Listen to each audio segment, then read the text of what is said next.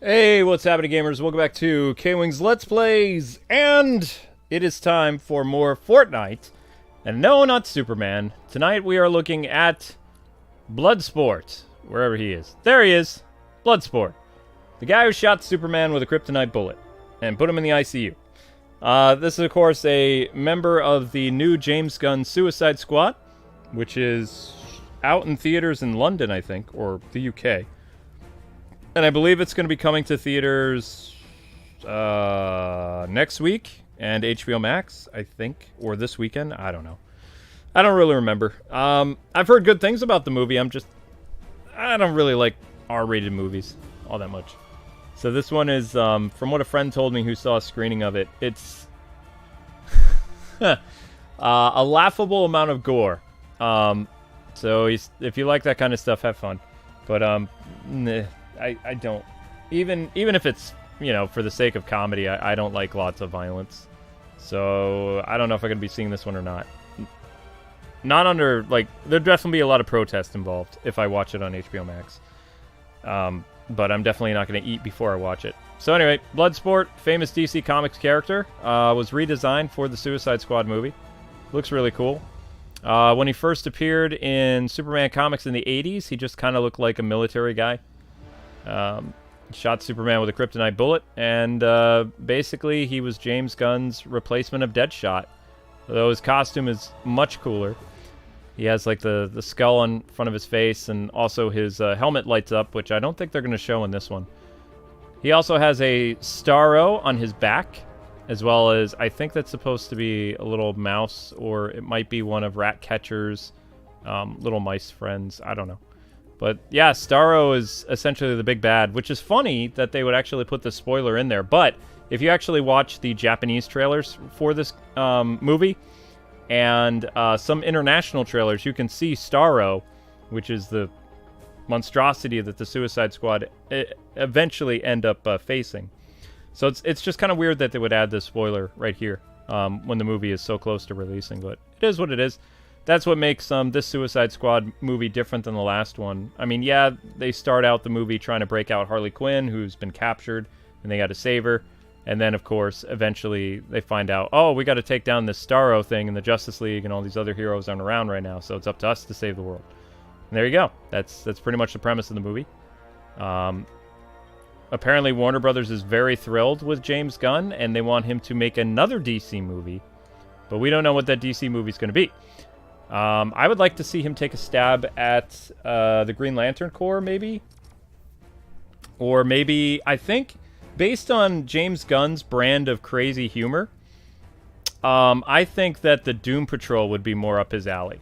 I think going from Suicide Squad to the Doom Patrol would work.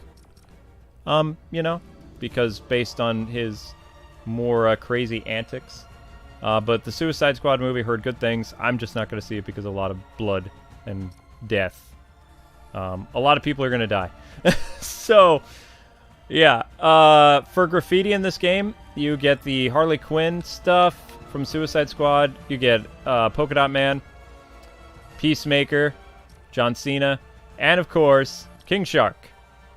And King Shark, as you know, he's Rambo, yeah. Hey, yo, I'm a shark. I don't want to be a shark, I just kind of am a shark. Sylvester Stallone, Rambo, is King Shark, which a lot of people didn't see coming. Yeah, but that's Bloodsport. So we're going to try to get in as many matches as possible and see what we can do. But apparently he has a pretty cool bundle of goodies, so. Also, they brought back Snake Eyes, even though it was movie bombed. There's Snake Eyes, who doesn't actually dress like this until the very end of the movie. Well, similar to this, I guess you could say, which upset a lot of fans. It's like making a He-Man show without He-Man.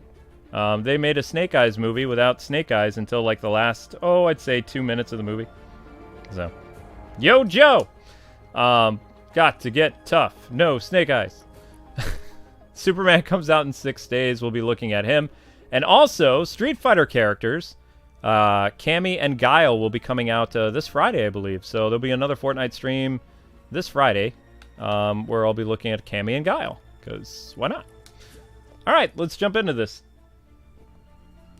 I haven't played Fortnite in 3 weeks, so this is going to be interesting. Good times, good times.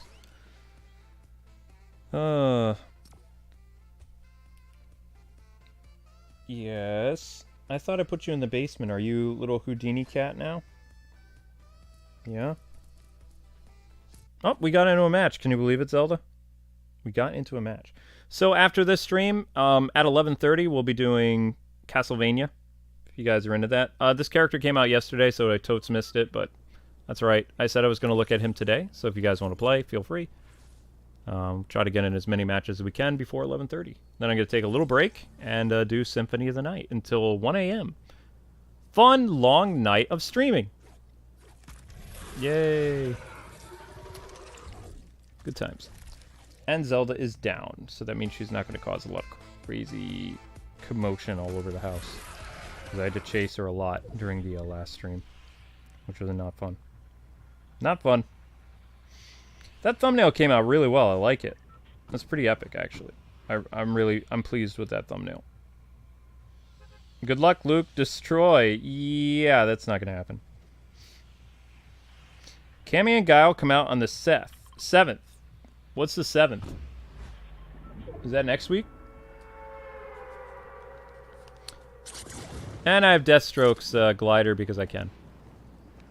I think it works for Bloodsport. Deathstroke glider. But anyway, hope you guys are having a fantastic night. Just kind of chilling, playing some Bloodsport. And if you guys are going to see the Suicide Squad, let me know. It is a very hard rating, not just for language, but lots of death, dismemberment. And King Shark eats a bunch of people. In a very funny way, but still, you know, when you eat people, which is something they didn't show in Jurassic Park much, is, you know, blood. So when King Shark bites into people, or bites them in half, you get to see parts of the human anatomy. In all its gory details. Yay! So if that's your bag, cool. Me, I don't know. I'm a little squeamish when it comes to, you know, crimson stuff, so. Maybe it's due to my car accident and I saw crimson stuff. I don't know. I don't do well with you know, the ooze that flows inside our veins. It makes me queasy. So that's why I don't watch a lot of anime that has a lot of hack and slash and intense stuff. So, but if you're into that, cool. I've heard it's a good movie, so have at it if that's your thing. Yeah, that's about it. I honestly hope that James Gunn does make some more stuff. I'd like to see him do Doom Patrol, or maybe even... I don't think he could do a Titans movie. I think that would be not something he could do. It has to be something really weird, like Justice League Dark, or Doom Patrol. Maybe the... maybe like one of those war movies with Sergeant Stone or something like that. That could be interesting. Yeah, I'm trying to think who else he would be good at. Ooh, I know. Ooh, a question movie. I think James Gunn could do a really good question movie. Yeah, I think that'd be interesting. Although I'd like Bloodsport to get his own movie, assuming he survives, that is. But I mean, if John Cena can get his own HBO Max series starting this year, or at the end of this year or something like that, regardless if he lives or dies or whatever, then you could do what they want to do with the Ben Affleck thing, which is have Ben Affleck's story take place as a prequel. So why not have, you know, a Bloodsport movie or TV show or something? That'd be cool. I've heard that Bloodsport is one of the, you know, takeaway characters in the new movie, along with Harley Quinn once again, Margot Robbie. But Bloodsport definitely seizes the screen, so to speak. And King Shark. King Shark does a lot of stuff. Dun, dun, dun, dun, dun. What movie would you want to see James Gunn do? Any interesting Bat news? Well, not really. I told you guys last night, there's this weird poll going around with Bat fans on Twitter that Ben Affleck, who is hanging out with his new girlfriend, or former fiance, Jennifer, J-Lo, not Jennifer Garner. That ship has sailed, because Ben had wandering eyes and was not faithful. Bad Ben. But anyway, he's back with J-Lo, and he's in Paris right now. Well, he was as of 14, 15 hours ago.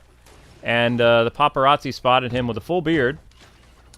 And the Bat Twitter was like, well, considering he supposedly is done filming for The Flash, if he shaves off his impressive beard that he grew over the past, like, I don't know, week and a half, then that means he's filming more Batman stuff, because everybody knows his stunt double is at The Flash right now.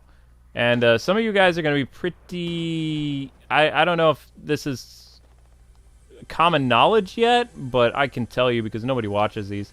So there's no Reverse Flash in a traditional sense in the Flash movie.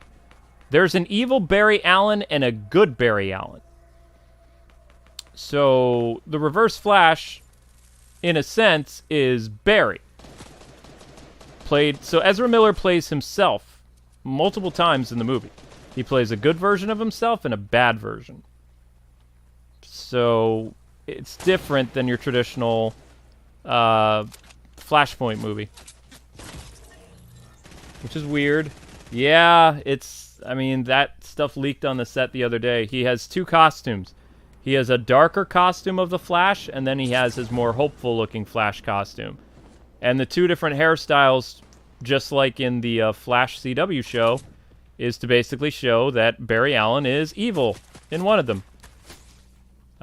So one Barry Allen is normal, good, nice Barry, and the other one is bad guy, basically Eobard, but not Eobard. It's not Thawne.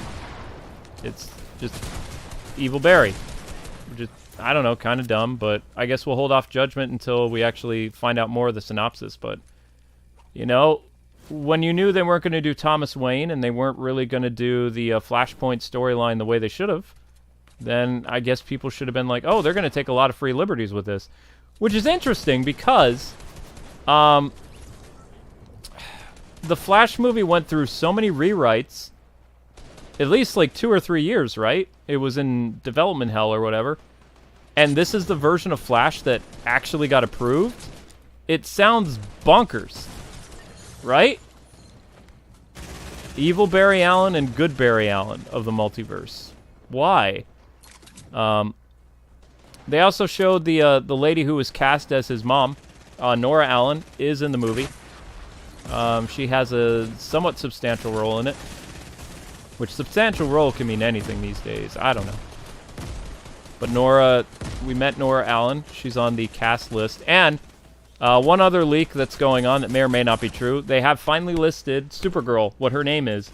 And her name is Kara Zor-El, which is Kara. Which means she's not a gender-bent version of Clark Kent. They are doing Kara. Or a Kara. Supposedly. Unless they change the actors' names again. So, how the leak happened, there was an error on one of those websites that posts the name of the cast, and then within 6 hours, the website was pulled. But, unfortunately, by that point, it was already too late. And then photos started circulating after the website went down of Ezra Miller playing 2 versions of Barry Allen. A good version and a bad version. As well as 2 different Flash costumes released. With a new cowl and all kinds of stuff. And Barry's new suit actually looks pretty cool, but the idea of him playing a bad version of himself and a good version, I think people are going to be disappointed because people wanted the Reverse Flash. You can't do a Flashpoint story without, well, the Reverse Flash. And, well, they're doing it. So,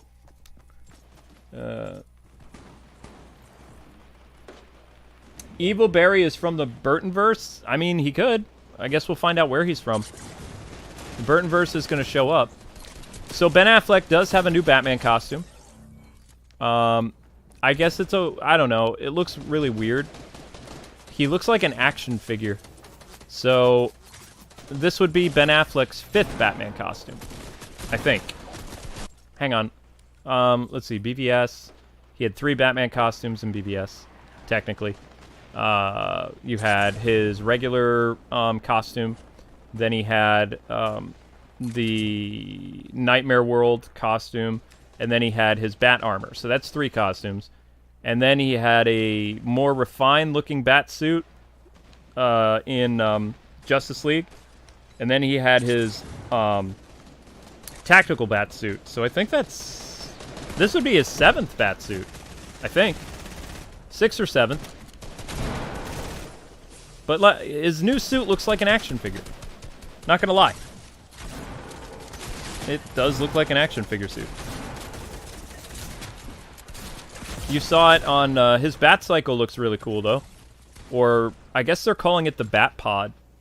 Again, just like they did with Nolan's movie. Which it is what it is. Because it's supposed to be a grenade... Oh, I don't know what that is. K-Wing is going to be their event because of copyright. If K-Wing is going to be there for the event because of copyright. What are you guys talking about? Luke, I know it probably won't happen in the movie, but in your mind, how would you picture Keaton Affleck interacting? I mean, here's the thing. Before, I didn't think Keaton and Affleck were going to interact. Like the whole, blue suit thing. Affleck was wearing a blue suit when they started filming The Flash. Then Keaton was wearing it. It's possible that because Ben Affleck is coming to do additional shots in September, like he's coming back, that's the rumor, then it's possible he could do something with Keaton, but supposedly Keaton already filmed all his stuff and he's gone. But the only other crazy rumor right now is, like, Ben Affleck is attached to the Batgirl movie, too.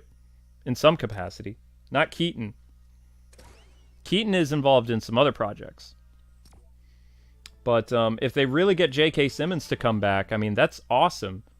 To play Jim Gordon again, because that has some type of connection to what Snyder did. Except, they're going to change it, of course, a little bit.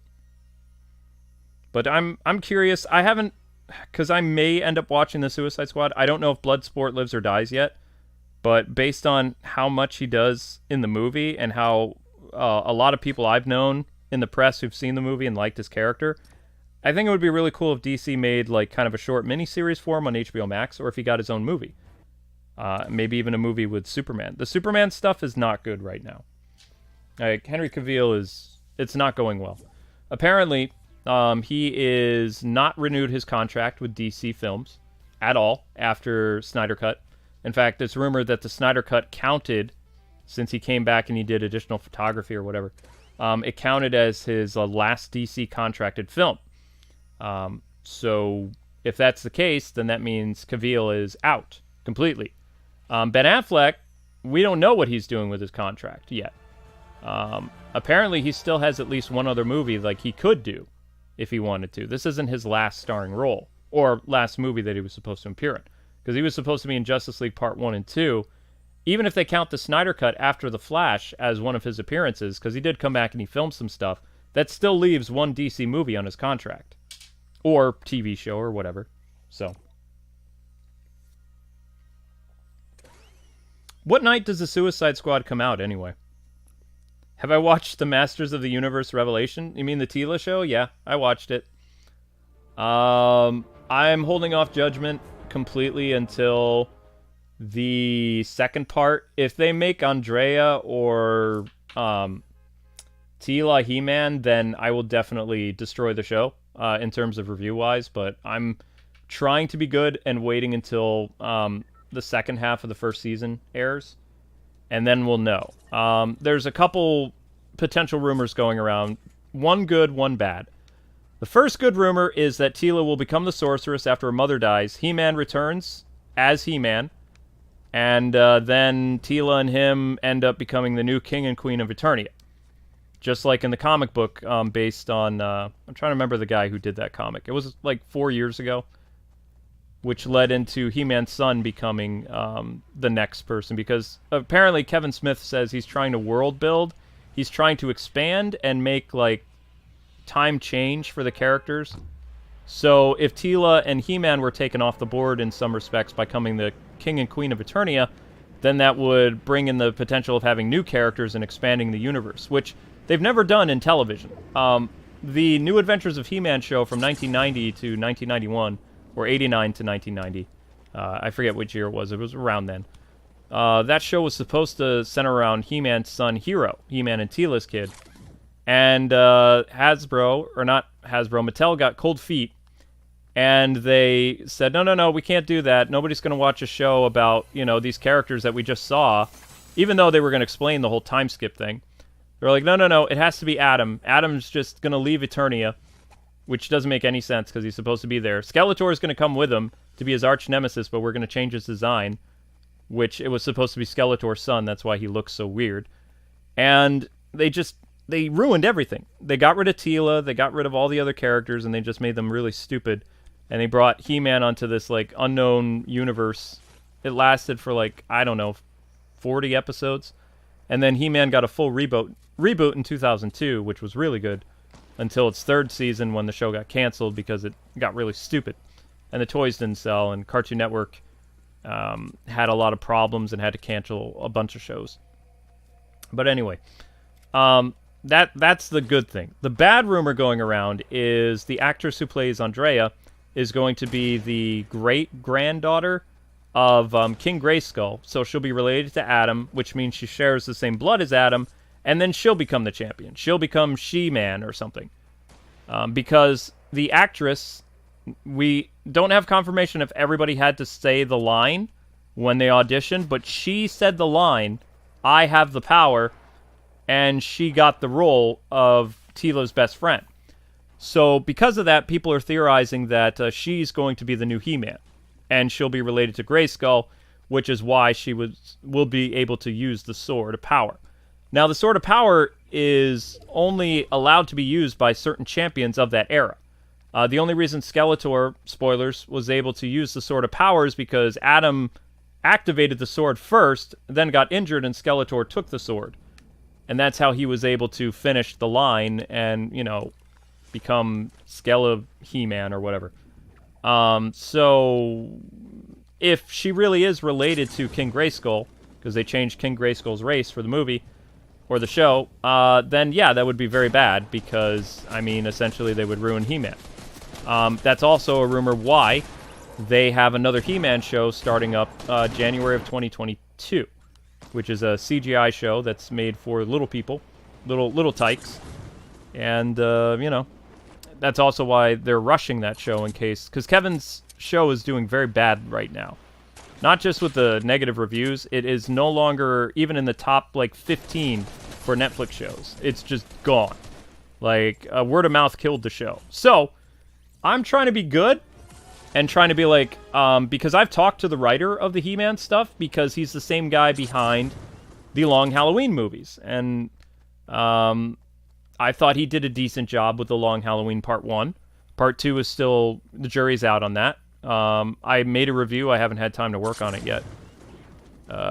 Also, I need to heavily condense that review, because it came down to 50 minutes of me just talking about stuff and complaining about certain things that, I don't know, I think I was going off on a tangent, so I need to get rid of some of that stuff, because it slows the pacing down of the video.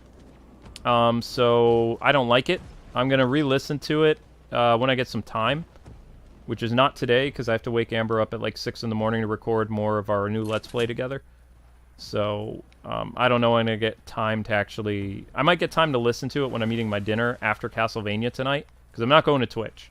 I'm doing Castlevania after this, and then I'm going to write the newsletter for the channel, set up the streams, and then I'm going to listen back to the 45-minute, 46-minute review of Long Halloween Part 2, and then I'm going to edit the audio, and see what works and see what is unnecessary, because there has to be some pointless rambling in there. I'm going to take some notes in what I recorded, and then hopefully by the weekend I should have a review ready, maybe. And then tomorrow night, I'm going to take still shots of the movie so I can use it in my review. See, back in the day, film critics actually used to get materials from Warner Brothers, where they would email you, and it would have things you would use in your reviews. You would get pictures or whatever. They don't really do that anymore. There are some websites that they give like a list of pictures and assets, and then everybody steals from that website. So that's what's going on with Warner Brothers animation stuff. Is there are a couple sites that they get a generous amount of clips, and then everybody steals them, or rather uses them. But this website doesn't really post a lot of those pictures anymore, so I have to take all the screenshots myself, which takes about an hour and a half to 2 hours. And I don't have time to do that right now. If you steal my stylus again, you little monster, this is the last stylus in the house, and if you bury it in your litter box, I swear, there will be consequences. There will be trouble. There will be trouble, you little fur monkey. Okay? Because this is my last stylus. This is the last stylus in the house. And I am not going through your litter box. Ever again. Because that was gross. And I never end up using those styluses either. I don't know. Bad kitty. Okay? So this is going in my pocket, and you can't have it.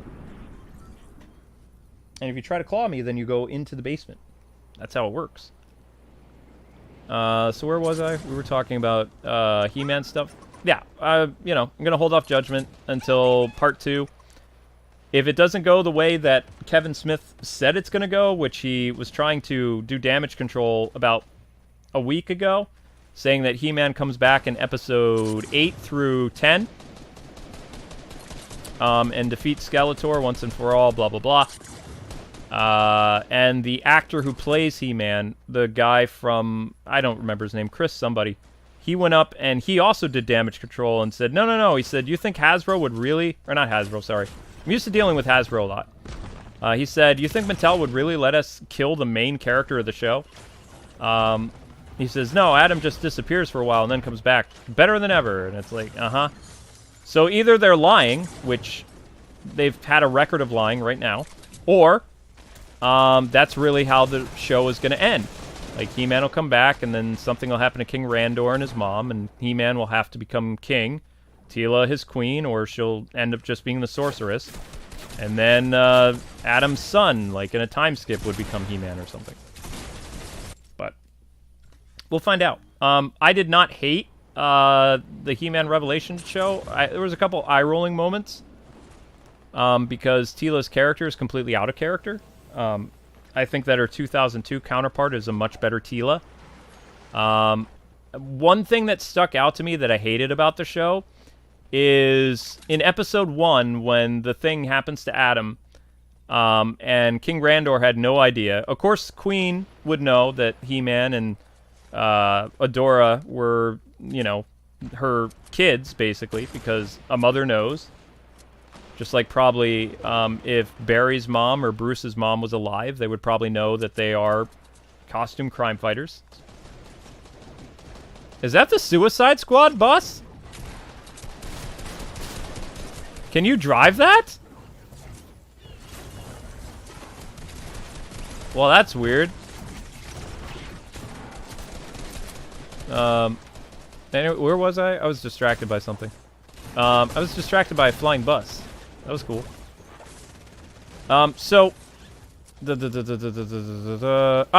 Okay, so yeah, anyway, Teela, she basically makes everything about her. Like, the Teela of the 2000s, and even the original show, like the original 80s show, she was a little whiny sometimes, but she still did what she could to kick butt, you know? She was kind of like He-Man's sidekick, but at the same time, she was pretty important in the show. Most of the female characters were. The Sorceress especially was always kicking Skeletor's butt whenever he walked into Grayskull, which is another problem I have with the first episode is they make the Sorceress an idiot. Like, I can name, not by episode, but by synopsis of an episode, where Skeletor would try to get into Castle Grayskull disguising himself and using some type of magic. And within 30 seconds of coming near Grayskull, the Sorceress wouldn't even need to alert He-Man. She was able to prevent Skeletor from getting inside Castle Grayskull. Another thing is Castle Grayskull is not a jail for Skeletor's minions. He-Man never brought any villains back to Grayskull. Ever. That just was stupid.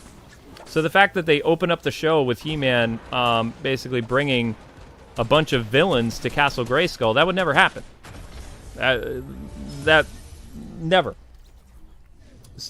So when Skeletor and Evil Lyn are basically able to do the Batman Forever trick-or-treat thing, you know, where Two-Face and Riddler go up to the door with the little masks over their face, and they fool Alfred and they get inside Wayne Manor from, like, Joel Schumacher's Batman Forever. That's basically what Skeletor and Evil Lyn did in He-Man. In the first episode of Revelations, they are able to fool the Sorceress, which would never happen, and the show makes the Sorceress out to be an idiot. Almost. You know? And she has, like, these cosmic powers. She is literally the most powerful character in Masters of the Universe. She's more powerful than He-Man, if you think about it. She's basically like the, she is like the, Scarlet Witch of the Masters of the Universe. So, the premise, the beginning of the episode is really stupid because they're able to sneak into Castle Grayskull without the Sorceress really knowing. And it was dumb. So I was kind of like, okay. So then, at the end of the episode, when the thing that happens to Adam and King Randor is, you know, kind of a tool, which he never really was, he was disappointed in his son because Adam always acted kind of like a goofball to throw off suspicion. He was doing the Christopher Reeves Superman thing, which Irwin, the actor who played He-Man, even mentioned that he was trying to do the whole Clark Kent thing. Clark Kent and Superman. Like, He-Man was Superman, and Clark Kent was Adam. So he was always acting kind of lazy or clumsy or whatever. That's the character that they created for the 80s show. And the 2000 show, they changed it. Adam was a guy who was very confident and skilled. Not very strong, because he's not He-Man. Well, he is and he isn't. But he doesn't like when his alter ego gets all the spotlight. So Adam in the 2000 show has an ego, which gets him into trouble a lot. And that was part of the story. I mean, think about it. You're this guy that has the ability to transform. The girl you really like, Teela, is head over heels for He-Man. And she did like you. She did like Adam until Grayskull, or not Grayskull, the kingdom was attacked, and Adam ran away in battle, and Teela, for most of the first season of the 2002 series, is kind of, you know, ragging on Adam, calling him a coward. So Adam in the 02 series basically has, like, kind of a Marty McFly syndrome. Don't call me chicken. So Skeletor, who's a lot more cunning and smarter than the Mark Hamill Skeletor, he's always using Adam's weakness of his hubris against him. The He-Man in Revelations is an idiot. He's not playing like the 80s He-Man. He's not playing like the 2002 egomaniac He-Man. He's just... We haven't really seen much of Adam to really... Other than he's just kind of stupid. Skeletor tricks him into destroying Castle Grayskull. Skeletor gets his point across to Adam in the 5th episode. And it's just... Adam is kind of a moron. I get it, he's supposed to be a teenager, but he's not that dumb. But, let's go back to why I don't like Teela in the show. Teela was a very strong female character in the 2002 remake, where she was supposed to become the Sorceress and all this other stuff. When Adam is taken off the board at the end of the first episode, and everyone in the kingdom is in mourning, especially Duncan telling the king, just so you know, Adam and He-Man were one and the same, and He-Man is gone. The Queen figures out what's going on, but King Randor's like, where's my son, Duncan? And then he has, like, this complete change in character where he threatens to kill Man-at-Arms if he ever comes in front of the king again. I'm just like, hold on a second. What? And then Teela is like, well, I got one better. I don't like any of you because you've been lying to me my whole life. And it's like, not technically, because there was a couple episodes where Teela learned that the Sorceress was her mom and that He-Man was Adam, but the Sorceress erased her mind twice because that was not information she needed to know right now. Because there would be a time where Teela would need to embrace her magic and all this other stuff, right?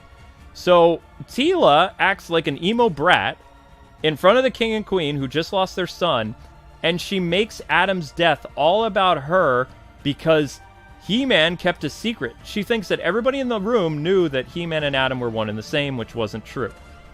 Duncan knew, and Orko knew by accident, and Cringer knew by accident, and the queen figured it out. The king and everybody else in the courtroom did not know, but Teela just makes everything about her. And that's why I don't like Teela in the show. She's kind of like a spoiled kid. Like a spoiled rich kid that, you know, when something happens to somebody else, they're more upset about how it impacts them than what happened around them. And that's not Teela's character.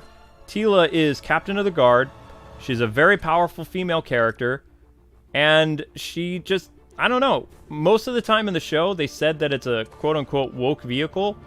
But the show isn't really about Teela. It's more about the quest for the Sword of Power. Like, the quest for He-Man's sword. Teela has 1 or 2 centered episodes. And most of the time, it's flashbacks of He-Man and Teela working together. And she's just mad at Adam for being dead. And she's mostly mad at him for not telling her that he was He-Man. That's the whole basis of the show, and it's stupid. Because when Teela found out in past He-Man comic books and TV shows, she wasn't like... She was mad for maybe like, you know, I don't know, a little bit, but it didn't impact her job. Like, literally, she finds out after He-Man dies, she quits her job. She's just been appointed Man-at-Arms in the Revelation show, so she's like the... she's Duncan's position now, which is awesome. That's something that Teela in the 2002 series was building up to. She wanted to replace her father as a great warrior. That's fine. But, like, she throws everything away because He-Man lied. And it was stupid. Especially that she's chastising the people who just are mourning the death of their son. Literally 2 minutes after finding the death of their son. And her father was just threatened with execution in front of her. The only thing she's upset about is that Adam lied to her. That's the only thing she can think about and whine about for, like, the next who knows how many years. That's the focus of her entire character. So she gets left behind by the guy who loved her, and then she just throws everything away. No, terrible writing for Teela. Completely. Everything that He-Man and Teela have been through, supposedly because this is a reboot, except Mark Hamill even said, no, it's not a reboot, it's not a continuation. He says it's kind of like an Elseworlds type situation. Which I agree with that. It's Masters of the Universe, but it does not continue the 80s show at all. Like, because for one thing, if they changed what team Teela plays for, she and He-Man were getting together in the 80s show, which was then further explored in the comic books, where, of course, she becomes the Queen of Eternia when something happens to Adam's parents. Adam and Teela get married, have a kid. That was canon. So, I mean, it can't be a continuation of the original show because Adam dies, Teela becomes angry, and then starts liking women. I mean, it doesn't work if it's a continuation of the original show because she never, you know... It is what it is. But like I said, I don't hate the show. I watched it once. I was upset that He-Man was taken off the board, and they're still marketing it like a He-Man show. Commercials for this overseas in Japan and other places have, like, He-Man in all the advertisements. Like, all the 30-second spots, there's no Teela. All the merchandise for the new Masters of the Revelation thing, it's all He-Man and Skeletor. No Teela. It's just everywhere. The lunch boxes. They have a brand new cereal. Did you know that? There's a new cereal for Masters of the Universe Revelations. Do you know who's on the front? He-Man. There's fruit snacks. He-Man. T-shirts. He-Man. Action figures. Like, the first wave of action figures was all He-Man. There's a... not a video game. There's a new comic book for Revelations. He-Man's on the front. Like, even though it's called Masters of the Universe Revelations, every single bit of marketing is all He-Man and Skeletor. It's true. So fans are correct when they say Kevin Smith lied, because for the past 3 years now, he told everybody that it was a show about He-Man, and then the first arc of the show is all about Tila, and now apparently the second arc of the show is going to be all about Evelyn. So, if they would have just come out and said, hey, we're doing something different, and Tila's going to be one of the big focal points of the show, I don't think people would have cared. But the fact that they're like, yeah, it's a new He-Man show, blah, blah, blah, blah, blah, blah, blah, blah, blah. He-Man's going to do this, He-Man's going to do this. He-Man dies in the first episode. He-Man comes back in episode 5, gets stabbed through the stomach. Not really a He-Man show, you know? Every time Adam was around, they make him a wuss. Like, Adam wasn't necessarily a wuss in the 80s show. He just ran away from danger because it was what his character was supposed to act like. He was supposed to be a coward. But Adam in this is stupid. He is not really an alpha male at all, which is what his character's supposed to be. He is the opposite of what He-Man is. He-Man is supposed to be... You know, like when Shazam, when Billy Batson becomes Shazam, he has the wisdom of Solomon, and he's supposed to be smart and kind of godlike. Well, in every incarnation of He-Man, when He-Man transforms, he's not really Adam anymore. He's intelligent and powerful and is able to utilize all types of different weapons in combat. He's basically like Conan the Barbarian and Superman merged together. You know? When he's Adam, he's a little crafty, but he's not as smart as He-Man. So the fact that He-Man was dumb enough to destroy Grayskull, tricked by Skeletor, when Skeletor has been tricking He-Man or trying to trick He-Man for 30 years, 38 years. It was just, I don't know. The first episode was very rushed. I would have done the He-Man episode, like where, you know, He-Man made the mistake and destroyed the world or whatever. Instead of that being episode 1, which everybody said that first episode of the trailer was going to be episode 1, I would have had that be like episode 3 of the series. Because there are some episodes of the show that you really didn't need. There were some scenes that should have been yeeted. And also, I don't believe the show should have been... what's the word I'm looking for? They shouldn't have split the show up. Like, the show should not have been split up into, you know, 2 parts for 5 episodes. Because I don't know how many people are going to come back and watch the show now. A lot of people my age are done with the show. A lot of people I knew who grew up with He-Man and stuff, they're doing their best to try to hunt down DVDs of the 2002 show. In fact, there's a run on the old 2002 show. So if you are trying to get that show before it's out of print, like there's a mad dash for people to get that show on DVD and VHS and Blu-ray or whatever. And as far as I know, there's no more reprints of that show.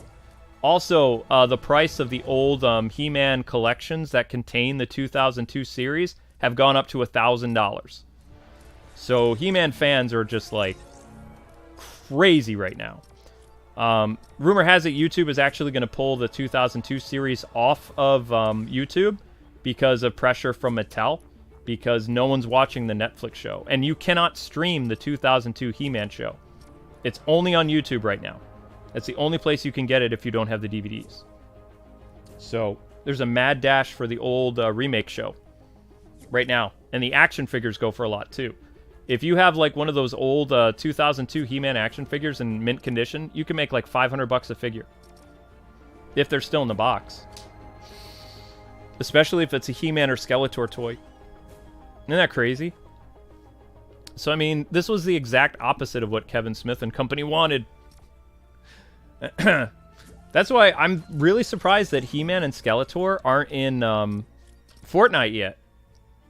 Because they've been in other games. Like, I'm waiting for them to show up as a crossover, but I think it'll be Tila first. Now, I'm actually lucky enough. I have the 2002 series on DVD. I bought it like 10 years ago. So, I'm good, but my DVDs aren't really... I've worn them out a little bit. And then I have that one collection Amber got me for He-Man's 35th anniversary, which is a big DVD set with like this giant Castle Grayskull thing that has all of the He-Man shows in it. And I think we paid like $100 for it, and that thing goes for like $1,500 online, in mint condition, on Amazon or eBay or something. I'm never gonna sell it though, unless I had to pay my rent. Then I would sell it, but I've never opened it. It's still sealed. There's all kinds of cool stuff in there. But, yeah. That's my thoughts on everything. I know this is supposed to be a Bloodsport thing, but I don't know much about Bloodsport. I already talked about him. Guy who shot Superman, Kryptonite Bullet. He is the breakaway star of the new Suicide Squad movie. There are more Suicide Squad members that are rumored to pop up in Fortnite, such as Polka Dot Man, which I think is pretty exciting. So I'll be looking at him again if there are more DC characters. Superman is in 6 days. 6 days for Supes, I think. Is it? Yeah, 6 days for Superman. Unless it's a 5. Is that a 5 or a 6? Looks like... We'll say 5 or 6 days for Supes. It's hard to see with the text so far away. I just find it funny that the bad guy for Superman ended up in Fortnite before Supes. But it's pretty cool. Well, yeah, that's like I said. I haven't made a rant review yet because I'm waiting for the second part. But I think that they were stupid not to release the second half, because 5 episodes is not a season. 5 episodes is 5 episodes. You know what I mean? And when you break up the show, I think they could have like prevented a lot of the angry response for stuff, because yeah, they fridged He-Man for episodes 1 through 5, but let's say he has a bigger role in episodes 6 through 10. Then doesn't that make a lot of the fan complaining kind of moot? Because if you look at it as a whole season, then you can't say, well, it was the Tila show fully, because no, then he was around for the remainder of the series. That's why I'm not, doing a lot with reviews on it yet, because I want to see what happens. But, if it turns out that it is what everybody is speculating, then yeah, I will throw in my lot and blast the thing to tiny bits, because it would deserve it.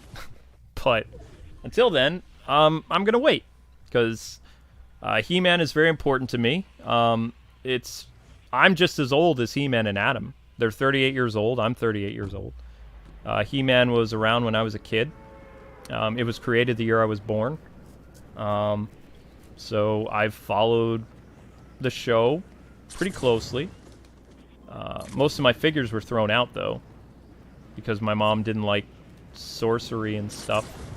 I mean, I wasn't allowed to read Harry Potter even when I was a teenager. So you can bet like a whole show based on sorcery and magic coming up in a Christian home. Those He-Man figures, once a lot of these popular Christian talk show hosts in the late 80s and early 90s started to say some stuff about, actually positive children's television, that there were Christians that worked on He-Man, which I find so weird, that, the church would have such a big deal about this. But they made this whole stink about magic and sorcery and He-Man, and the show had been off the air for years, so in the trash can went all my He-Man toys when I was like, 7 or 8, 9. I lost everything. Amber, on the other hand, her parents kept all that stuff. So she has Castle Grayskull, the original, and a lot of the figures and stuff like in her basement of her parents' house in Illinois. I would like to see what her collection looks like, but it's probably got like spider webs all over it and dust, like 30 years of dust or something. But yeah, all my Ghostbusters figures, real Ghostbusters, He-Man, Thundercats toys, everything that wasn't Batman all went into Mr. Brown Bag. Mr. Brown Bag came to my room one day with no explanation. I had cleaned up all my toys, and my mom chucked everything out. Didn't even sell it at a garage sale. She just came in, and that was it. By that point, I was really big into video games and comic books, so I wasn't too broken up about it. It's not like I was still playing with He-Man and Thundercats and whatever, but thinking that years later when I found out about that I could actually have those toys and maybe display them or something, when that was kind of a popular thing that collectors did, I got kind of mad. I'm still mad at my mom, because it's like the college thing. You go away to college and your mom throws out your baseball cards or your retro video games or whatever. That's why when I went to college, I told my mom, I'm going to be coming back, so don't touch my video game systems. I literally told her that like numerous times before I left for college to go to New York in 2001. I said it repeatedly. I don't care what you do to my baseball cards, which I had baseball cards. I still do. I have baseball cards from 1985 through 1999. Like Topps baseball cards. I've never opened them. I don't know what's in there. But they're in a giant... They're in my dad's military, like, chest that he brought to the Army. They're all in there.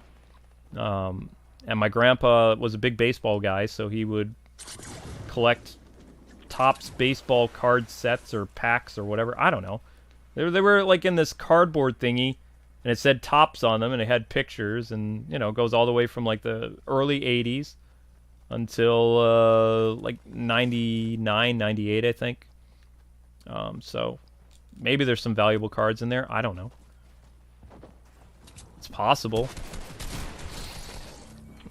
I've never opened them though, so and I've never taken them to, because I went to a pawn shop before and I've been ripped off by a pawn shop, which Amber doesn't like me talking about the ring story, but when because I was stupid and in love and stuff like that, I took all my video games to a whatever it was called, pawn shop, and I did not get what they were valued. Like all my NES, Super Nintendo, all my PC games, Game Boy Color, N64. You know, I didn't have a lot of money, so I wanted to get Amber a nice ring. And off went all my collection. Except for, like, I don't know, 20 games for the NES, 10 games for the Super Nintendo, and, like, 5 or 6 games for the Game Boy, and 6 games for the N64. Other than that, everything was gone. I probably went to the pawn shop guy in Rockford, Illinois, I had 4 bins filled with games from the 1980s all the way until like 2000. 2000 at least. I didn't put any of my GameCube things in there because like I was still playing the GameCube and I was like, I'm not parting with this. The discs are smaller, I can easily store these, but these old video games are just lying around. I'm not playing them anymore, and if I can get some money on them, I mean, it's for my future, right? So, yep. But I'm smarter now. I know that there are places you can go to actually sell things for what they're worth. But back then, there wasn't. So that pawn shop guy, he probably made mint against me because I gave away... I sold... I had at least probably 500 games with me at that point. 250 NES games, 245 Super Nintendo, 50 N64, probably like 30 Game Boy games and the systems. And I only came back with about $800 in cash. And I was 21 years old when I did that, thinking that was a lot of money. So it's possible the baseball cards we have are worth something, but I'm never making that mistake again. I'd actually have to go to someone that's you know, well versed in there. There could be some rookie cards in there, I don't know. But you know, I would have had a lot of valuable figurines from when I was a kid. Because my friend Christian Burns, his mom, didn't go through the whole crazy kitchen soup for the soul phase, tossing away children's toys and comic books and whatever. Most of the comics that my family let me keep, they're ruined because my mom literally took scissors to them and cut out violent parts of the comic books. So I also never forgave her for that because that was stupid. There are a lot of Batman comics that I kept in good conditions. I go back and I look at them, and there are literally... It looks like a 5-year-old went through with safety scissors and cut out significant parts of the panels. They're just gone. And what I don't think parents realize is on the back of those panels was actually more to the comic book. So the story, parts of the story are missing. Even some of the covers are, like, completely gone because they were either too sexy or too violent. So I don't even know what Batman issues some of those stories were. So when some people are asking me, when I was doing lore for famous Batman stories that I did, asking about, like, well, I don't know. I don't remember ever reading about this Batman origin story. It's like, oh, no, it's real. And they're like, great, what issue is it from? It's like, I don't know. The comic cover is gone, and the front page is gone that told me what issue it is. I don't know. I don't even know who wrote it. So, yeah. That's just a little glimpse of what my childhood was like. When it came to stuff. That's what it's like being a PK. Sometimes.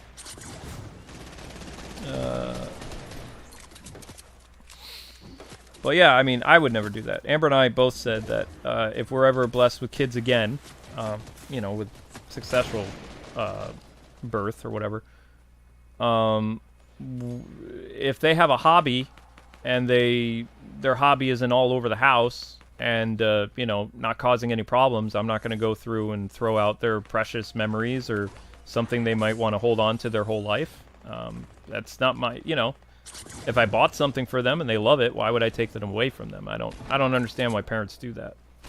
It's kind of messed up. So, yeah. It might be also why I became kind of a crazy collector, like collecting a lot of vintage stuff, which has gotten me in trouble with Amber on numerous occasions, like getting action figures or Gundam models that are like from 20, 30 years ago. And that cost more than you would think. I've gotten into financial arguments about stuff because my scarred childhood turned me into a very bad collector. If I see a figure that I had, or, you know, something that I probably would still have, I tend to buy it when I go to conventions or toy shows or whatever. And those things, if you've ever been to those places, they're not cheap. So, I've been good for the past 5 years. And I fell off the wagon and bought some He-Man Revelation figures and some He-Man Origin toys recently. Which cost me quite a bit because supply and demand put the He-Man and Skeletor figures at very high rates. So instead of paying $19 a figure, I was paying $45 a figure. And I've actually heard the He-Man figures that were on Amazon recently, not just for Origin, but the new Revelation figure for He-Man, I bought mine for $45. I saw somewhere online right now, the price has shot up now to close to $90 a figure for the He-Man Revelation toy. So I'm like, whoa. I'm kind of like, hey, well, I got the figure when it was only $49. Amber can't be too angry. But when that toy comes, or that collectible comes, in like 5 days, she's going to hit the roof. But in my defense, for 5 years, since we've been in Pennsylvania, I have not gotten a lot of figurines. I've been very good. There were a time where I could have. The last figurine that I got in the past 5 years is some Power Ranger figurines before the Red Ranger figures were like $200 a pop. So I got, before the Hasbro Lightning Collection, whatever the last Bandai Ranger was, I got my Red Ranger figure that I paid $60 for. And for my birthday, Amber got me a Gold Ranger Lightning Hasbro figure. And then when she saw it was Trey, she kind of laughed at me. But I still don't have a Jason Lightning figure from Hasbro. If I want to track one down, it's going to cost me like almost $200. So I might not actually get one. You could try to get it from Austin St. John's store, but it's like $100. But he'll autograph it for $30. So I guess that's that. I don't know. But yeah, I would say that what turned me into a crazy collector is when my mom threw out my real Ghostbusters, my He-Man, my WrestleMania figures, and Thundercats. Like, I was not one of those kids that actually ate a toy, because I will tell you what happened. When I chewed on a He-Man head or a Skeletor head when I was like 4 or 5, I got sick. It tasted gross, and I threw up. And then I learned that it's not a good idea to chew your toys. So by the time I was like 10 or 11, at the height of my video game phase, my toys looked like they were brand new. Because I had only chewed on the head of one character, Skeletor. I never ever chewed on toys after that. Because it tasted gross. So, all those toys that got thrown into Mr. Brown Bag were all in pretty good condition, outside of maybe a little bit of dust. I did lose the proton packs for the GhostBusters, though. Because, you know, my grandmother was worried I'd swallow the pieces, so she threw out any toys I would get for Christmas. My grandma would throw out any pieces that she thought I could eat. And that's because I ate a penny as a kid. So, it's kind of my fault. But at least the toys were okay. And I don't know why my grandma didn't stop her. She was probably watching her soaps or something. My grandma used to watch a lot of, like, Portuguese and Spanish soap operas.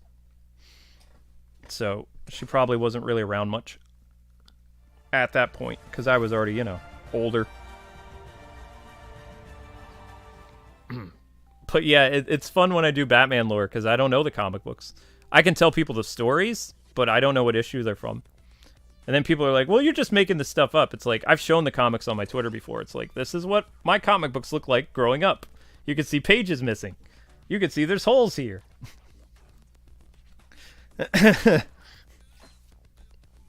It's so stupid. I have no idea who these people are. It's so dumb.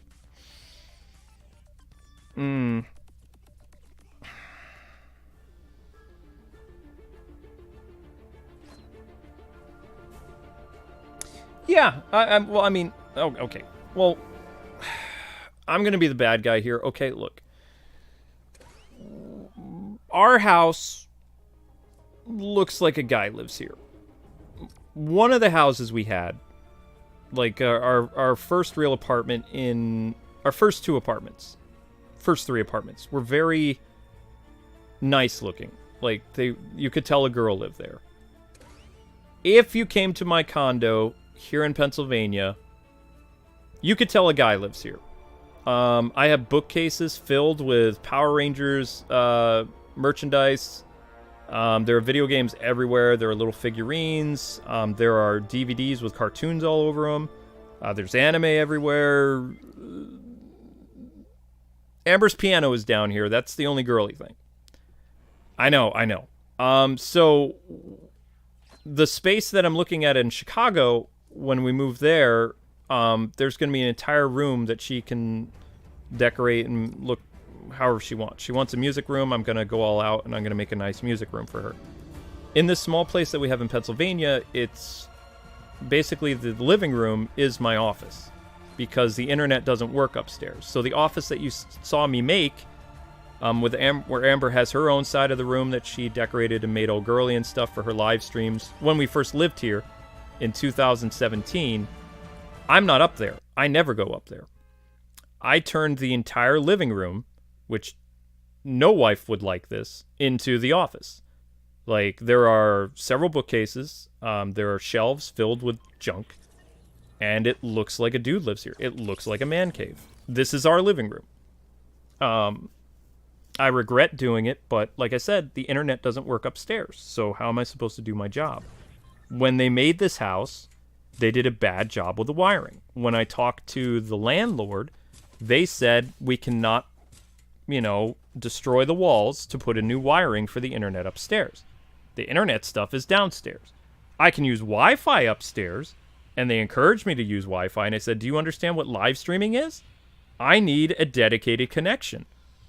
And they're like, well, I mean, can't you just use Wi-Fi for that? It's like, no. And Amber gets it, because Amber used to live stream upstairs on Wi-Fi, and you guys remember what her streams were like. They were Wi-Fi. She could only do 720p at that, and the quality was so bad and fuzzy. So, the new place that we were looking at before the pandemic hit, because it's no secret that Amber and I want to move, well, we are going to Chicago. I don't know if I want to, what I want to do. It doesn't matter what I want to do. We lived in 10 years in Massachusetts. We lived 5 years in Pennsylvania. Amber wants to relocate to Chicago. We're going to relocate to Chicago. And then after that, maybe I'll pick the next place for us to live. But I don't really care. As long as it has a dedicated internet, as long as people aren't bothering me, and it's not like a crime-ridden area where, like, you know, I have to worry about somebody breaking into the house and getting a gun or something, I don't really care where I live. I can do my job anywhere. I just need good internet, a safe environment, and preferably living in the same town as a hospital because, well, I'm accident-prone. Look at the stupid, like, brace boot thing that I'm wearing. I don't even know how I got hurt. The doctors don't even know how I got hurt. But it's not healing, and I gotta go to that, like, vascular doctor and possibly get surgery in my leg. We don't know what I did. I don't know what I did. But the good news is, I live near a hospital. So, you know, those are my things that I require. For K-Wing's upkeep, there needs to be a safe place to live, no crime, no burglaries, very, very low, good internet, a hospital in the town, and a place where we can get food. That's it. Everything else I can do at home. Doesn't matter. I can work for 14, 15 hours a day. As long as my internet works, I don't care. If my internet doesn't work, I get grumpy, which you guys saw today. I got off the phone with our ISP, and I was pretty rough during the Ace Attorney stream. I apologize.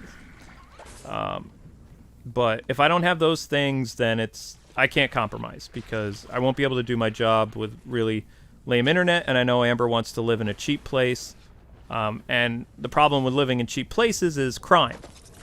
So the places I'm looking at to live are in safe neighborhoods, but they cost more. Because I don't want to have to deal with burglaries and other things. I've gone through a burglary before. They're terrifying.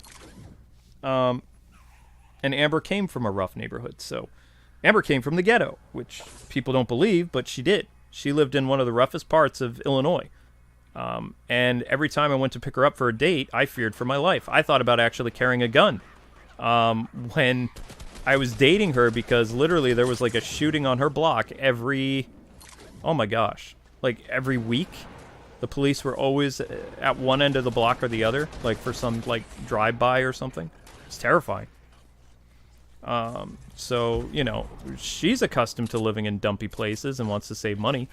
But I'm not going to get an apartment that's like $500-600 a month that lives like bordering the ghetto. I mean, you think how much insurance you would have to pay if somebody breaks into your house, or like what you would have to do to make sure people know that you're not having expensive packages coming to your house. Like I have a lot of crap that comes to my house. You know, need to live in a place where I don't have to worry about that kind of stuff. We have companies give us games all the time, and I've actually had to get... we had one instance last year where the person no longer lives here. They got arrested, but there was a guy who was stealing packages in this neighborhood. Some, like, foreign kid. I don't know what country he's from. It doesn't matter. That's besides the point. He was a criminal. He's gone. He's in jail. Boo-hoo. Don't care. But he was using my name to get stuff sent. So when the developers were sending games that we were supposed to cover last year, he was getting them. So that's one of the reasons why we mainly do codes, is because we had packages literally stolen from us. Controllers. I got into an argument with Blue, the microphone people, because they've been telling me a couple years ago that for 6 months they were sending me brand new products. And I was like, I don't know what you're talking about. Like, I was in trouble with Blue Microphone, and I was supposed to be looking at all these different microphones and stuff, and Elgato stuff and whatever. I never got them. They came to my house, but I never got them. Now that the dude's in jail or whatever, when stuff comes to our house or whatever, we get it. But yeah, I mean, I was worried about that kind of stuff for a while. Because it'd be like, oh my gosh, I have to look at this stuff for my job. And then word got around, like, to other companies and stuff, and people stopped sending stuff.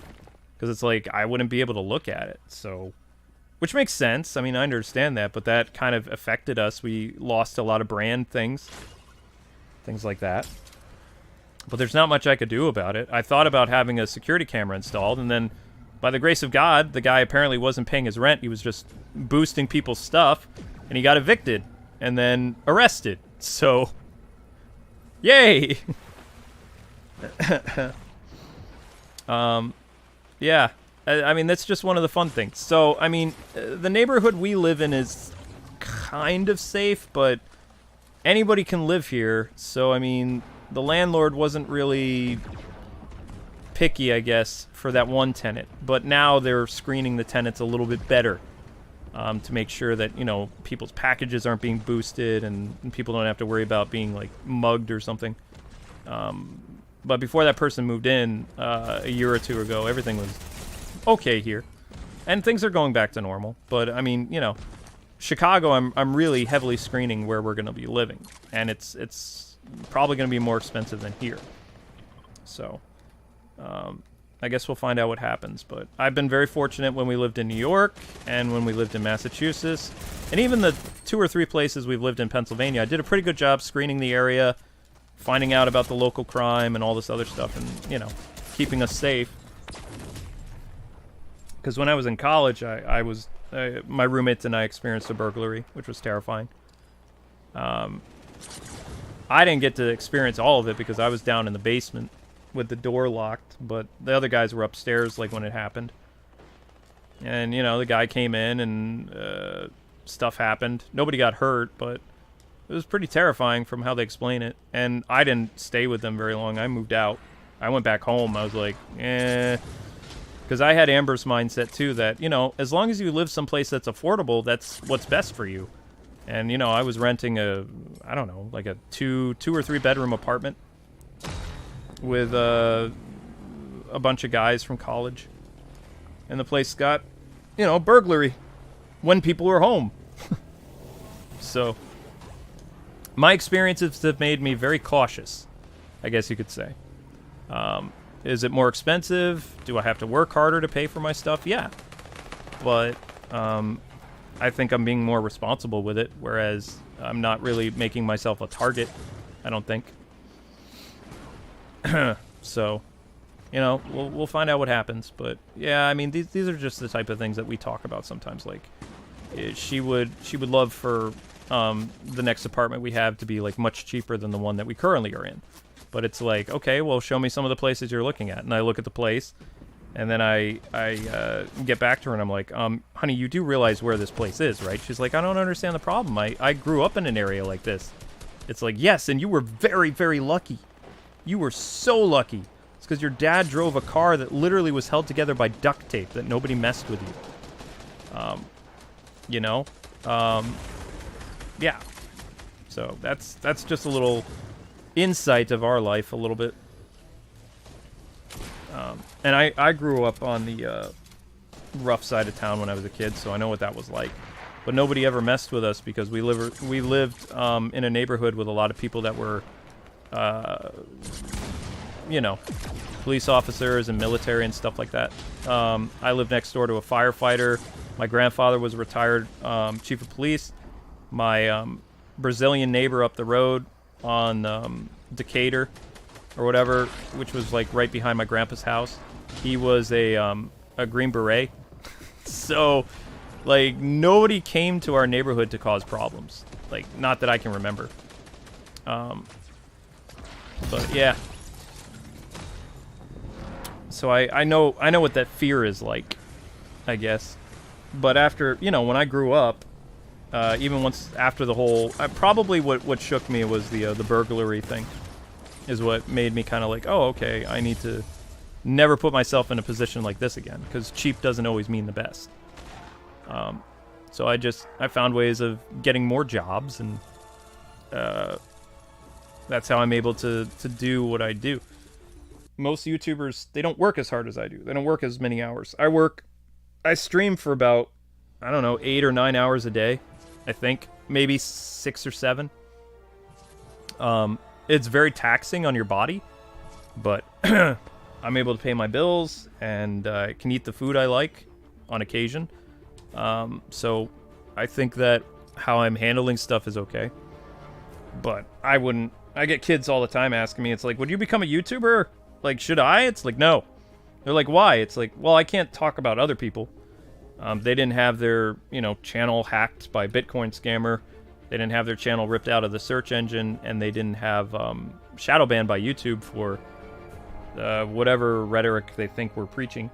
But just the hours involved and the competition, and if you don't have an established audience, there are literally people that start YouTube channels today that are very talented, but they're not getting more than like maybe 50 views a video. I think there's a lot of people way better than me. They got better equipment and stuff, and they're not getting noticed at all. And then I see that kind of stuff, and it's like, well, what makes me so special? Or what makes me decent enough to be a YouTuber? I'm just a guy with a microphone.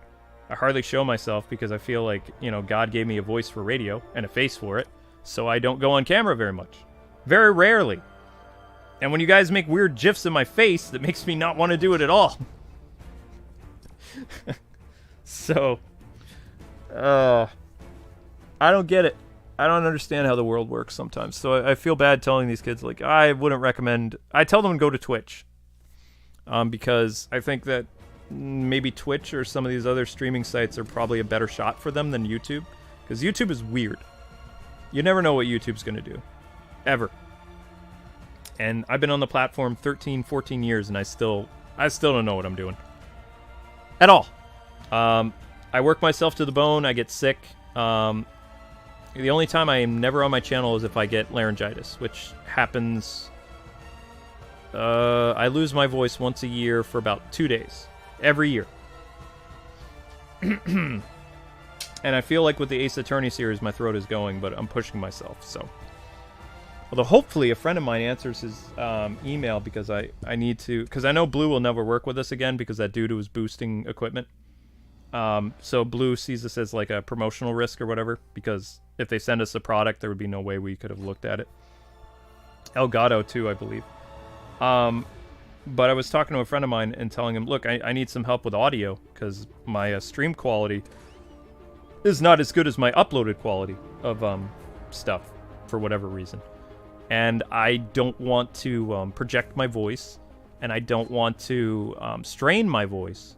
Because there are, believe it or not, guys, there's actually microphones you can use that... Right now I'm projecting. I don't know if you can tell that. This is a nasty habit I had when I was a radio person. I am using mannerisms of radio when I speak, and it strains your voice. And when you do this 6-7 hours a day, I mean, you kind of tear up your vocal cords.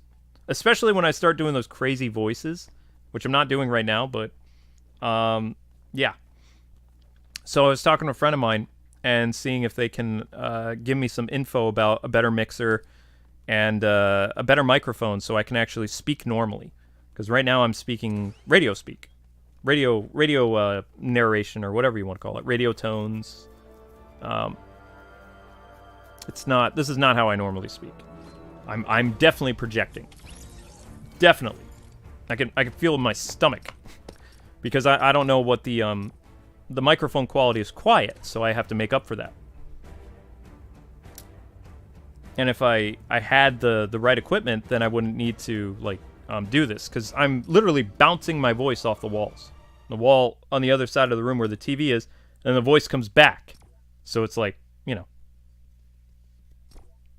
I'm just so used to doing it, so it's going to be interesting if I actually get better microphone. Which probably won't be... I don't think I'm going to use XLS or XRS mics anymore. I'm going to probably use like actual microphones that you get at a music store or something. And find some way to mix them into the computer. Maybe get Amber her own separate microphone. Because I'm kind of done with USB microphones and condenser mics and things like that. I don't think they do my voice justice anymore. Wants to be my friend. That's nice. Alright, so it's almost Castlevania time. I think half hour until Castlevania. And I get a 5-minute break. Hey, Mage Wolf.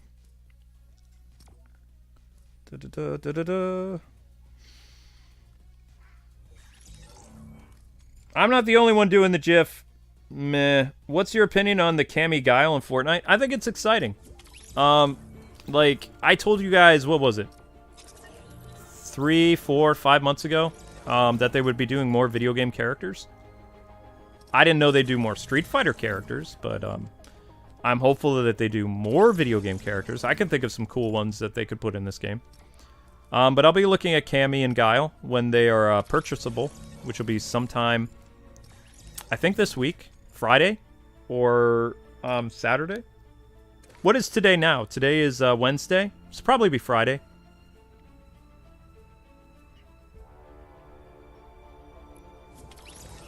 All right, I might have to yeet this group because I don't think this is working.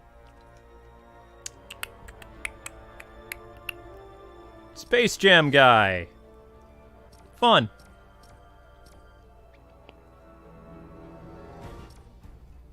I really think they should have had Michael Jordan as a cameo. He didn't even have to be there in person. They could have just filmed it and sent it. That would have been nice. Unless Michael doesn't like LeBron James. Not a lot of people like LeBron James. He's kind of an egomaniac. He's not a Michael Jordan. But they could have easily done that. Everybody was home for the pandemic thing. They just film Michael Jordan and have him like be in the movie. That would have been cool. Or Bill Murray, or any of the original characters. But, nah, they're doing something different, I guess. It was cool that they did the, when they said, I found Michael Jordan, and it was, Michael B. Jordan. And I was like, I'm just in the stands. I was trying to sit down. So, I you know, that was a nice little tease, I guess, but it wasn't the right Michael Jordan. Michael B. Jordan is cool, but he's not MJ. Needed MJ. Just for a second.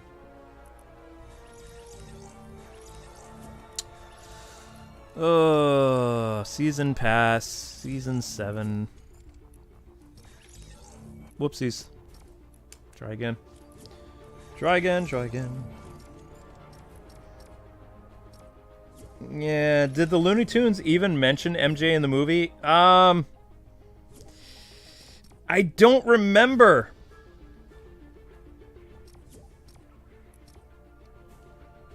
I don't remember if there was any mention of Michael Jordan in the original. The only time they mention MJ, and it turns out to be Michael B. Jordan, like the Creed actor and the Black Panther. He was in the Black Panther, and now he's going to be Valzad or something. Maybe that's why he was in the movie, because he's going to be a Warner Brothers like DC character now. Maybe they knew that all along, and that's why he was in it. I don't know. Yeah, Killmonger. I like the DC aspect of the Looney Tunes thing. I liked when they went to the different Warner Brothers worlds. I thought that was kind of cool, because I am a Warner Brothers fan.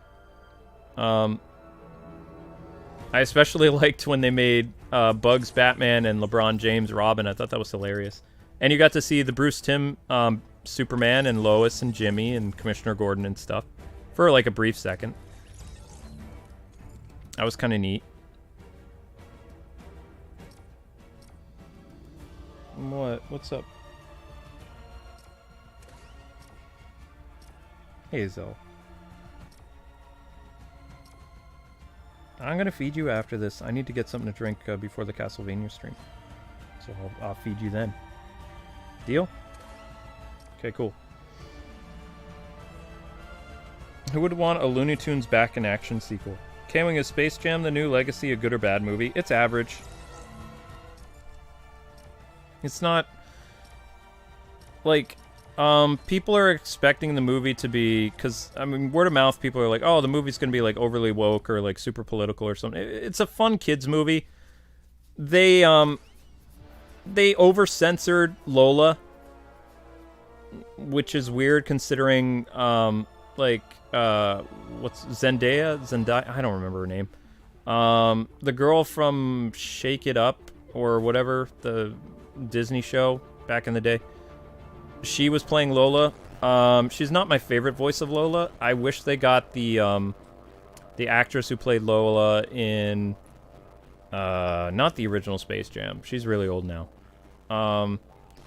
The one who played Lola in the Looney Tunes show. That's my favorite Lola.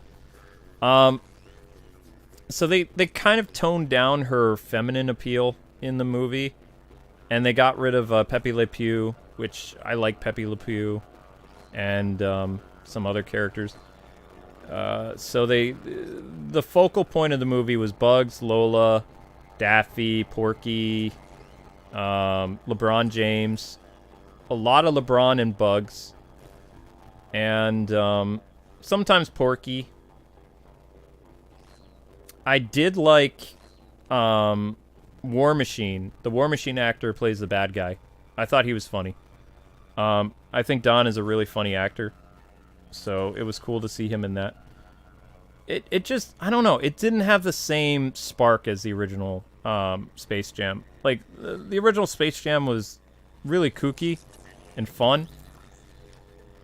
And it was supposed to be kind of cringy back then. It was just like a simple, like, you know, popcorn movie with cartoon characters, live action people and cartoon characters. And the story was better. Like, they actually had NBA basketball stars in it. It was just kind of like, think about if they did a Power Rangers movie and they did a sequel and the only Ranger they brought back was Tommy. Like, everybody else in this cartoon world, like, think of it like a Nickelodeon thing, if Power Rangers was still owned by Nickelodeon or whatever. Like, you do this Nickelodeon crossover movie that's going to focus on, like, Power Rangers or whatever, right? You get back JDF, and he's the only Ranger, and then you have these cartoon characters that become the heroes. And, like, none of the original characters come back to do a cameo, and it doesn't have the same spark of the original show that the person was on. In a sense, like, the fact that they did this movie without MJ and very little NBA people, which is the premise of the original movie, the NBA stars comically had their powers stolen by these aliens, and it was up to Michael Jordan to work with the Looney Tunes characters to get the All-Stars basketball skills back through a magic basketball or whatever. It was a stupid premise, but it was funny, it was cute. I loved it as a kid. And it had a better story than Space Jam 2, which was kind of like Looney Tunes, Warner Brothers studio tour with some basketball. Because these characters go to different WB worlds. They go to the DC Comics world to recruit people. It didn't have that same spark. It was okay. Is it a bad movie? No, not for this time of year. I think that as theater movies go, it was pretty good. I'm thankful I could watch it on HBO Max, and you can watch it on HBO Max until August 15th. Then it gets the yeet. And then Suicide Squad comes out, I think this week or next week on HBO Max. And then Titans comes out. So I don't think it's a horrible movie. I think that it's overly exaggerated that people are saying, oh, because I watched it, and the only things that I kind of rolled my eyes at was the Lola stuff a little bit, because they over-censored Lola. Lola is supposed to be like a very bunny fatale character. That's just who she is. Even in the comedy stuff with Lola, the Looney Tunes show, she's a very girly girl, and they made her kind of like a tomboy that's, whatever. And I didn't like... What other character didn't I like in the movie? I thought Daffy and Bugs were okay, I guess. I didn't like LeBron much. His scene as Robin was funny, and some of his scenes were okay, but they felt really forced. Like, MJ was trying hard to act, even though he was kind of tone deaf with it. But it was like, the audience was kind of in on the joke that he wasn't a very good actor. Like, LeBron tries to make you think like he's, all this in a bag of chips, and he just comes off kind of like, his performance is very wooden, I would say. It kind of, when he's trying or thinks that he's doing well, it just feels off. But when he's in the movie and it's not, you know, and the audience is in on things, then it's not too bad to watch. You know what I mean? Does that make sense? Why do you keep climbing all over me like a jungle gym? What are you doing in the microphone? Why are you licking the microphone? Is it because I'm not in a match? Are you saying that I'm not doing a very good showcase of this? This is what online games are like, Zelda. Like, this is it. You wait, you sit here, you get to play for 5 minutes, and then, well, I mean, this is what Fortnite's like. Okay, I think we need to try again. What do you think? Why are you climbing all over me? Do I have, like, some type of weird bullseye on? Are you gonna be like this during Castlevania? Are you gonna make me feed you now? I already fed you.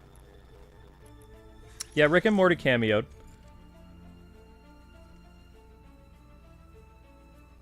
Uh-oh, what just happened?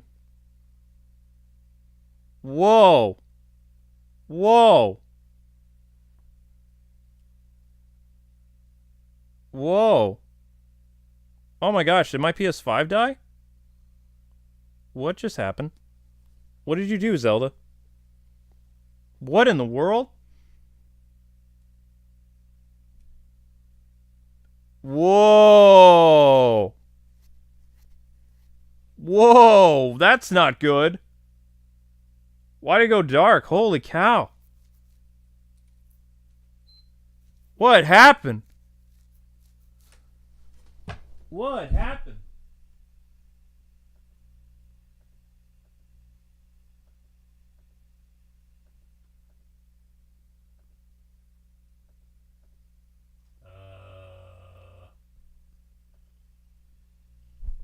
Technical difficulties, guys. Whoa.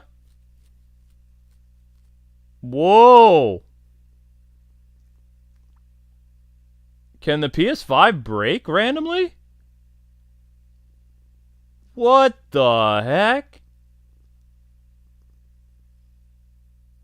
Holy cow. My Elgato is blinking red.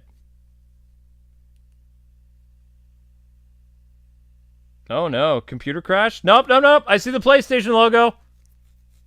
Whoa, what happened? Fortnite killed? What happened? Please wait. A problem occurred in the system last time you used your PS5. Reporting this error to Sony helps improve the, what now? Reporting this error to Sony helps improve PS5 hardware, software, and services? Okay. Wow. So, Fortnite killed, PS5?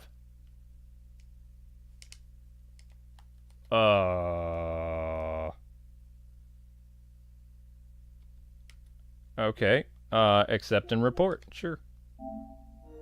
Error submitted. Thank you for your cooperation. Well, what does this mean for my, Castlevania stream, though? Is my PS5 gonna work? What happened exactly?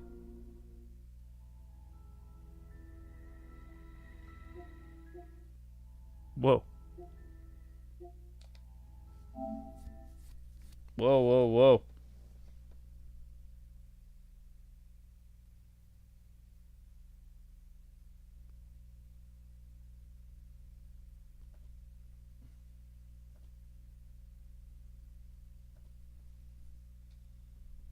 What is that about? Okay. Huh. I hope this doesn't happen on the PlayStation thing. Try booting other games. I noticed that in-game the music was sounding really weird. Huh. What killed the PS5? Fortnite. I don't know. I'd like to get one match in. Holy cow. I think the problem I have with the Fortnite game is you wait so long to get into a match that you just end up talking about all kinds of random crap because you're just sitting here waiting. It's like when you go to a doctor's office and you're there with a friend and they delay your appointment, and you run out of magazines to read, and you guys just start talking about all kinds of random crap. That's what Fortnite streams are for me. I'm waiting to play the game. And I don't know, my mind just goes yeet, I guess. I don't know. No, this is my stylus. You can't have this. Okay? Wait, when did you put a hole in my pants? These are my good shorts. Your claws need to be trimmed, yo.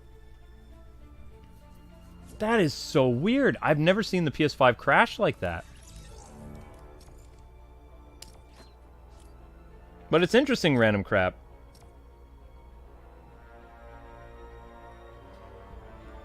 I think Zelda killed the stream. No, she was sitting on my lap. She wasn't doing anything.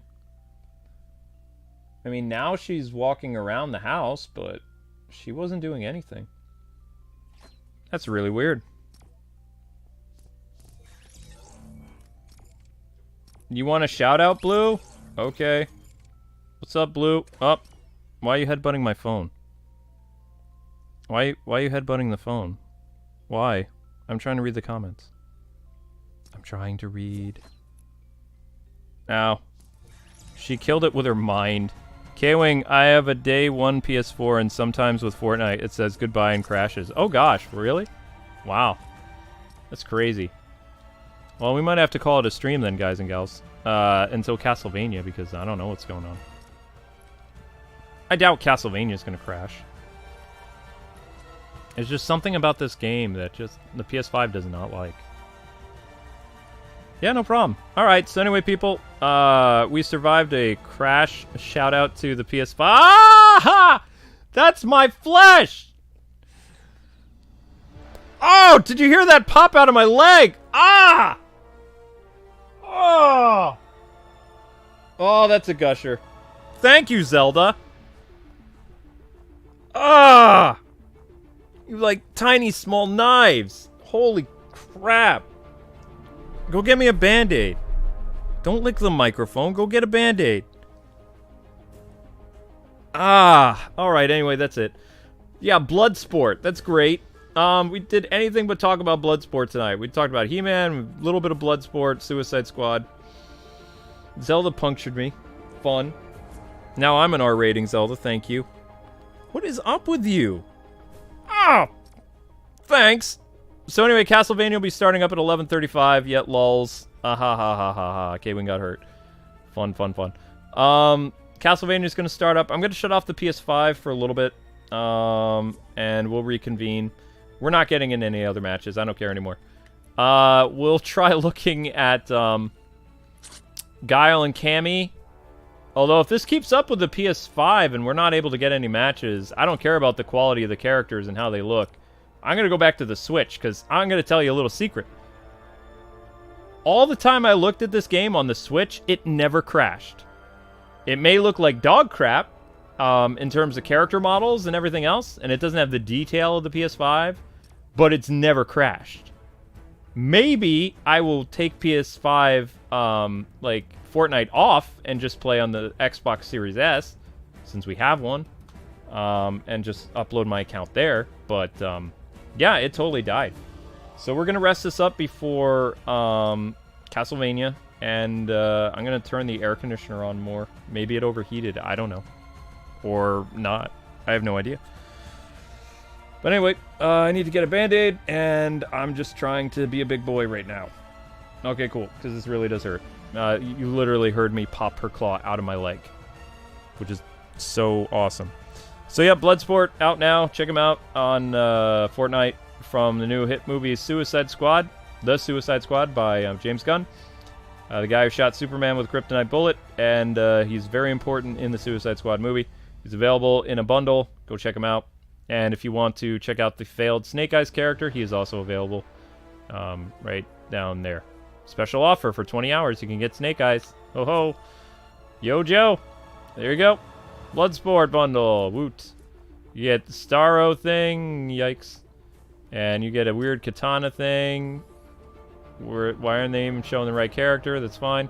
Get his paint spray, Suicide Squad stuff, Polka Dot Man, Peacemaker, and King Shark. Good times. We're going to leave it on King Shark. All right, guys. See you for Castlevania 1135. Turning off the PS5 for just a little bit.